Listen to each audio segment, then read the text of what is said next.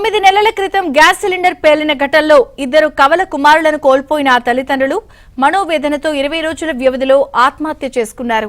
ఖమ్మం జిల్లా పాతమిట్టపల్లిలో ఈ విషాదకర ఘటన జరిగింది. గుత్తికొండ వినోద్ కుమార్, రేవతి దంపతులకు తరుణ్, వరుణ్ కవల కుమారులున్నారు. గత ఏప్రిల్ 28న ఇంట్లో వంట గ్యాస్ సిలిండర్ పేలడంతో వినోద్ కుమార్, అతడి కుమారులు వరుణ్, తరుణ్లు తీవ్రంగా గాయపడ్డారు. తండ్రి కోలుకోగా చికిత్స పొందుతూ కుమారులు మృతి చెందారు. కుమారుల మరణంతో వినోద్ కుమార్, రేవతి దంపతులు తీవ్ర మనోవేదనకు గురయ్యారు. రేవతి డిసెంబర్ 27న ఆత్మహత్యాయత్నం చేయగా చికిత్స పొందుతూ ఈ నెల 1న మృతి చెందింది.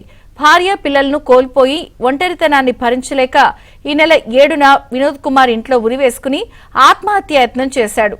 చుట్టుపక్కల వారు ఆసుపత్రికి తరలించగా చికిత్స పొందుతూ మృతి చెందాడు.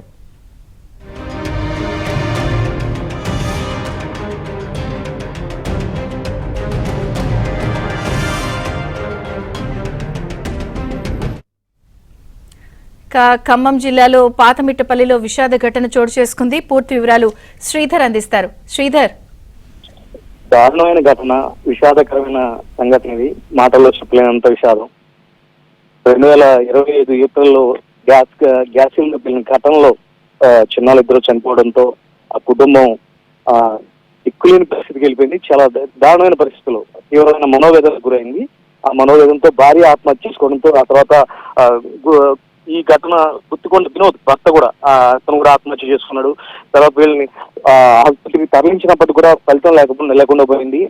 కుమారులు ఇద్దరు కూడా చనిపోవడం, వాళ్ళిద్దరు కవలలు చిన్నారులు ఇద్దరు కూడా చనిపోవడంతో భార్య భర్తలు ఇద్దరు కూడా తట్టుకోలేకపోయారు. తీవ్ర మనోవేదనకు గురై కుటుంబ భార్య భర్తలు కూడా ఆత్మహత్య చేసుకోవడం జరిగింది.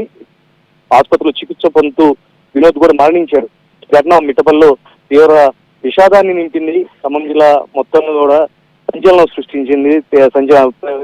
దీనిపైన అందరూ కూడా తీవ్ర ఆవేదన వ్యక్తం చేస్తున్న పరిస్థితి. మిట్టపల్లిలో గ్రామస్తులే కాదు, వాళ్ళ బంధువులు, కుటుంబ సభ్యులందరూ కూడా తీవ్ర ఆవేదనతో ఉన్నారు.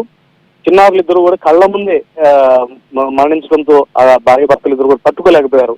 ఇక వాళ్ళిద్దరు కూడా ముందు భార్య ఆత్మహత్య పాల్పడిన తర్వాత గుర్తుకొండ వినోద్ కూడా భార్య మృతి చెందడంతో తను కూడా ఉరివేసుకున్న ఆత్మహత్య పాల్పడిన ఘటన మిట్టపల్లిలో జరిగింది. ఈ ఘటన తీవ్ర విషాదాన్ని నింపింది. Okay Sridhar, thank you.